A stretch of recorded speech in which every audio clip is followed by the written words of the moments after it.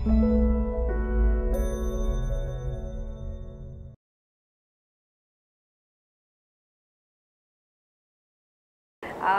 Robin, I also want to know from you, we know that you run a lovely foundation for the benefit of Indians.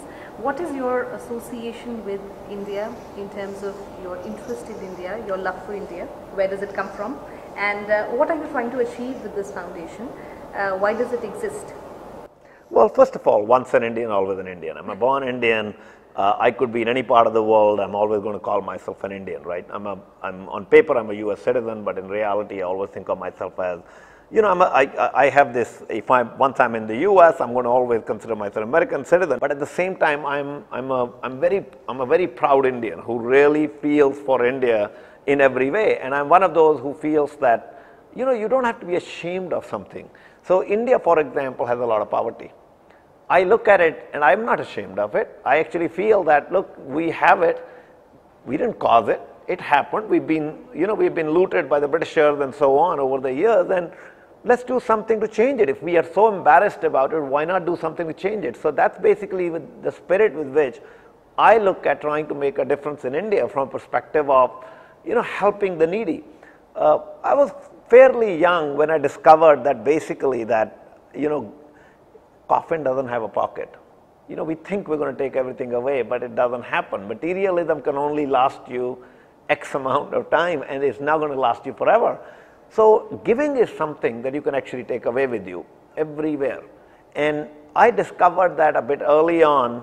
And you know, frankly, many years back, almost in 2003, I was in India, and I went up to the 5th floor of one of our buildings, and I was absent-mindedly thinking about, you know, one of my power kicks, one of my business thoughts, and I'm thinking about it, and I absent-mindedly looked back at the back of the building, and I saw these slums, sprawling slums, and I broke down. I was in tears. I came down. My CFO was there, an American gentleman who was traveling with me, and he said, "Why are you crying?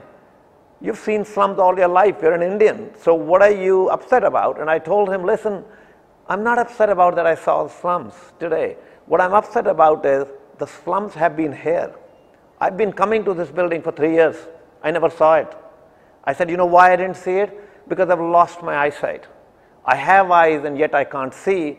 And I said, I really said, where is my life headed? What am I trying to do? What am I doing all this for? For a selfish motive? And something dawned on me, and I realized, look, this is not the life I want to live. I want to leave behind an institution that can actually bring smiles on the faces of millions of Indians or millions of people across the world.